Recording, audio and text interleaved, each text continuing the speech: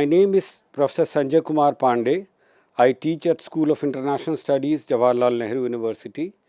Today we are starting a new series on international relations, its meaning, importance, core concerns, major developments, and the most important of all will be the major theories of international relations.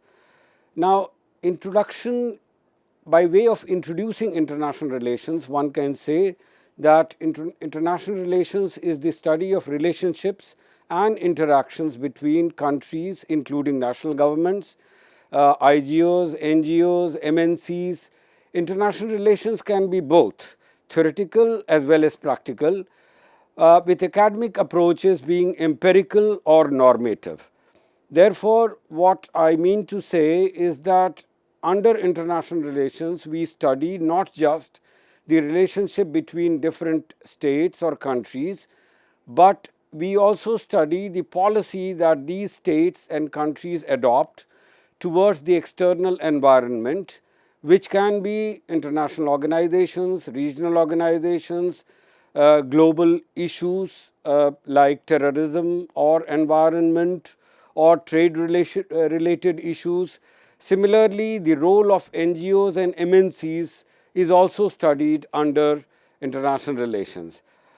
International relations is both a theoretical discipline as well as the study of actual developments which are taking place in the global arena.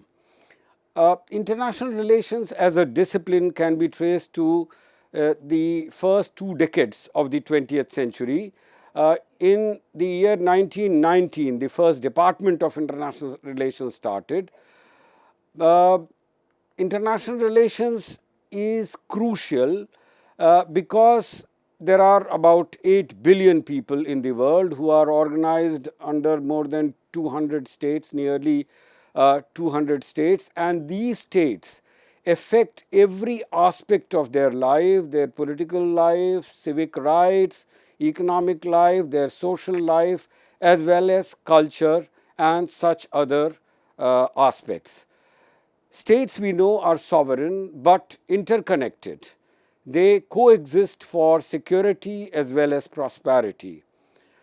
Modern international relations emerged with sovereign nation states in the 16th and 17th centuries, expanding globally in the 19th and 20th centuries to include states of Asia and Africa. We know that sometimes in the 16th century, in Europe, there emerged sovereign nation states who later on concluded a very important treaty that was called the Treaty of Westphalia in 1648. That treaty is sometimes considered the beginning of modern sovereign states. And international relations, by its definition, is study of the policies of these sovereign states, although not exclusively that. Subsequently, in the 19th and 20th century, many new countries emerged in Eastern Europe, for example, then in Latin America, Asia, and Africa in the wake of decolonization. This happened in the 19th and 20th century. Coming to the core concerns of international relations, one can mention national security, international cooperation, international order and justice, wealth and welfare of the citizens, and we can say that these values influence international policies and global stability. Talking about national security, we know that most of the states are peaceful, are non-threatening, are friendly by nature, but there are some states who may be hostile, creating security challenges for other states. States maintained armed forces, they enter into alliances, they chalk out a strategy to balance their adversaries. All this they do in order to achieve security of their territory. Security, therefore, is fundamental concern of international relations, as has been highlighted by realist theorists, most notably Morgenthau. Another aspect of international relations is international cooperation. Freedom, both personal as well as national independence, is a key value of international relations. Peace fosters freedom and international progress and the creation of a better world. Cooperation and progressive international change is possible through cooperation among states. This constitutes liberal theory which emphasizes cooperation among states. So therefore, international cooperation is important because individuals, humans value freedom. The freedom can be both their personal rights and freedoms as well as the national independence and freedom of the states in which they live in. Peace is important because unless there is peace, there can be no cooperation, there can be no prosperity, there can be no progressive changes in international relations. And this aspect is emphasized by the liberal IR theories, which we will study subsequently. Similarly, another core value or concern of international relations is order and justice.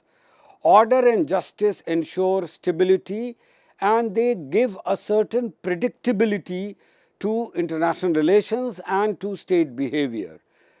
Similarly, international law is important because it keeps treaty commitments, because it observes rules and conventions and supports diplomacy, it supports international organizations and upholds human rights. Therefore, international law is important aspect of international relations in order to promote international order and international justice. This aspect of international relations aligns with international society theories, which again we will be discussing in our subsequent lectures.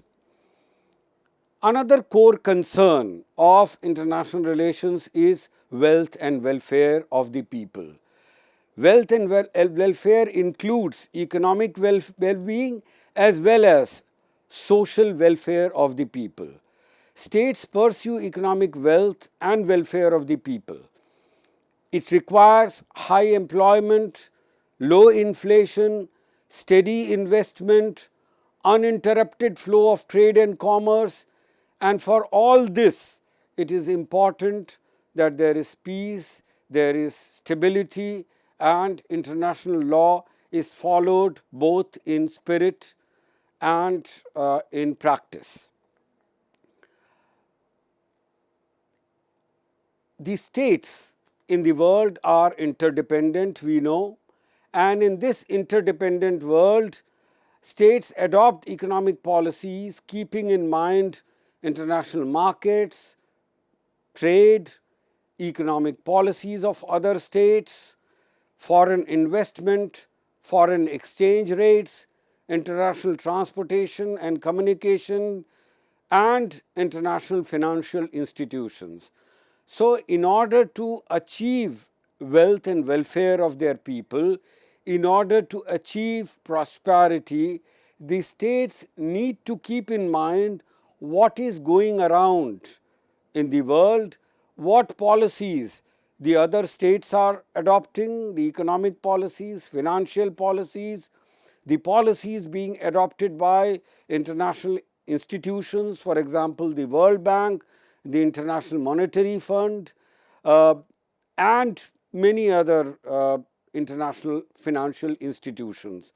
They also need to keep in mind the international trade practices and what are the things that are required by other states, what are the things that are in demand, what they can provide. So, all this we study under economic and financial aspects of international relations. Under it, the states also keep in mind the various connectivity projects. We know These days, various countries and organizations have come out with their own connectivity projects. For example, India promotes the International North-South Corridor, India promotes Chabahar Port, China promotes its BRI. There are many other such initiatives being taken by states and organizations across the world. States have to keep all these initiatives in mind.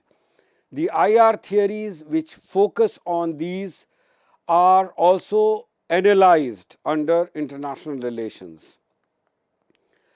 The economic interdependence of states can be both for the good, because it increases participation, it increases prosperity, it increases or promotes specialization, efficiency, division of labor, and productivity.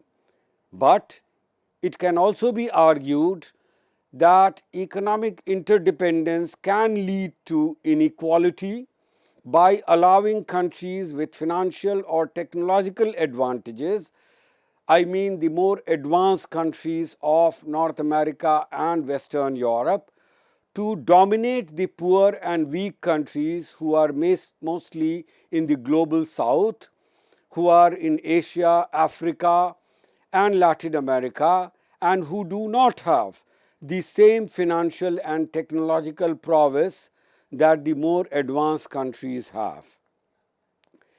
Economic interdependence, as I said, is double-edged. It can be good as well as bad. There are some people who basically believe that national protectionism is preferable to economic interdependence.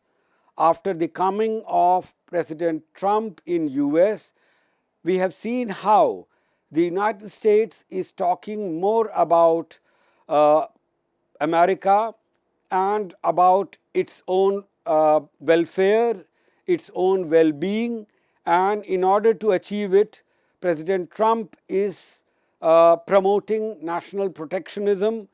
He wants to protect the American market from imports from countries who he believes are following unfair trade practices.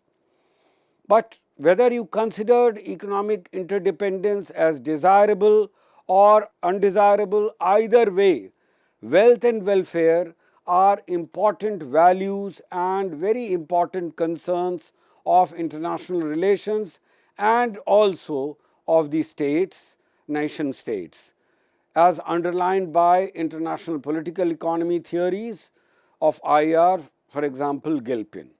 It emphasizes, international political economic theories emphasize that the core concern of IR is not merely political and military security, but also socio-economic well-being and security of the people. There are various ways in which the states have sought to achieve what they consider as their national interest, but there are times when these core concerns and these values cannot be protected and promoted.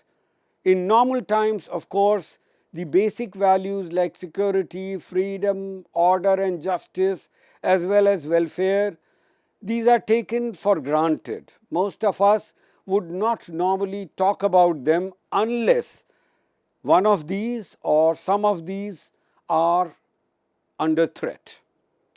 For example, during war, during economic depression or crises, or many other types of difficulties, for example, terrorist attacks, when things go beyond the control of individual states, their importance is realized.